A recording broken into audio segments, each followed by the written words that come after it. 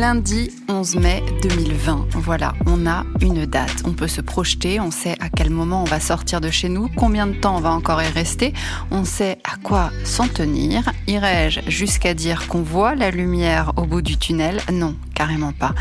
Parce qu'il ne nous a pas franchement fait rêver hier soir et parce qu'il a l'air tout aussi déboussolé que nous. J'ai presque envie de dire le pauvre. On pourrait le penser, avoir pitié s'il n'était pas un peu responsable de ce qui nous arrive et de ce qui nous arrivera. Donc, on l'a, notre date, plus qu'un mois et on remettra le nez dehors. Comment ? Pourquoi faire ? Avec qui ?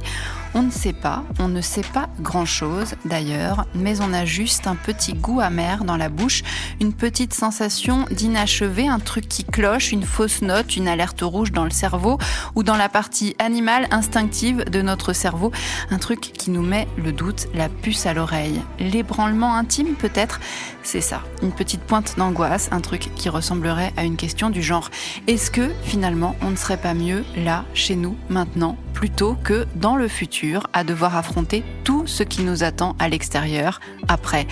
C'est l'inconscient qui parle, l'inconscient qui flippe, l'ébranlement intime donc, c'est ça.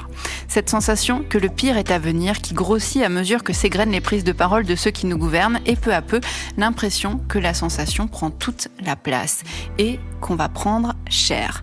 Alors qu'on n'a rien demandé et qu'on est bien sage chez nous à attendre que ça passe et à compter le peu de thunes qui nous reste pour faire manger les gosses, oui, en fait, on en est là et en vérité, on n'a pas trop envie de se reprendre un bon coup de massue en sortant, pourtant c'est bien ce qui se profile. Alors à quelle échéance, dès lors, peut-on espérer entrevoir la fin définitive de cette épreuve ? Quand pourrons-nous renouer avec la vie d'avant ? Je sais vos questionnements, je les partage, ils sont légitimes. Voilà ce qu'il a dit. Renouer avec la vie d'avant. Et je crois que c'est là, surtout, qu'on ne s'est pas compris, qu'il n'a pas compris, pas bien compris. Personne ne veut vraiment renouer avec la vie d'avant, en fait. C'est pas ça le délire, monsieur Macron, c'est pas ça le délire. Dans la vie d'avant, ça faisait 2 ans qu'on ne pouvait plus aller en ville le samedi avec nos enfants parce qu'ils se prenaient des lacrymos en pleine face. Vous avez oublié ?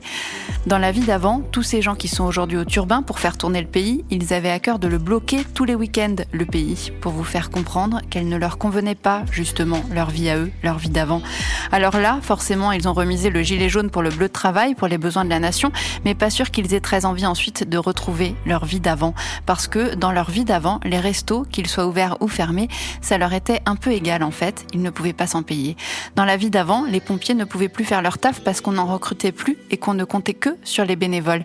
Dans la vie d'avant, des millions de personnes se levaient chaque matin pour aller faire un job 8 heures par jour qui n'avait littéralement aucun sens à leurs yeux. Dans la vie d'avant, les grandes fortunes affichaient chaque année une croissance personnelle de la taille du PIB d'un pays moyen et tout le monde trouvait ça normal. Dans la vie d'avant, les directrices d'école se suicidaient parce qu'elles croulaient sous la charge de travail. Dans la vie d'avant, il y a des mecs qui sautaient par les fenêtres de leur open space parce que la politique d'entreprise était insoutenable. Dans la vie d'avant, le facteur n'avait pas le temps de dire bonjour aux petits vieux parce qu'il fallait rentabiliser la tournée. Dans la vie d'avant, on consommait plein de trucs inutiles fabriqués en Chine par des Chinois surexploités et tellement pauvres qu'ils bouffaient n'importe quoi jusqu'à s'en rendre malades et attraper un sale virus échappé d'un pangolin. Dans la vie d'avant, les pangolins et tous leurs copains disparaissaient parce qu'on ne leur laissait pas de place. Dans la vie d'avant, monsieur Macron, on avait des moments de joie, de bonheur et de plaisir, une liberté de mouvement, c'est vrai, mais dans la vie d'avant, on était au bord de l'asphyxie, une asphyxie généralisée. Tous la tête sous l'eau sans pouvoir en sortir.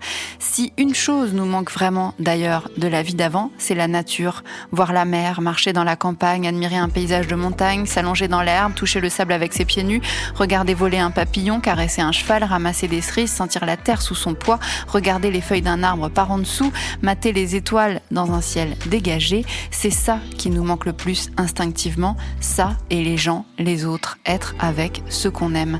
Alors que ce soit le 11 mai ou plus tard, ce qui nous intéresse, monsieur Macron, ce n'est pas de renouer avec la vie d'avant, c'est de renouer avec la vie tout court.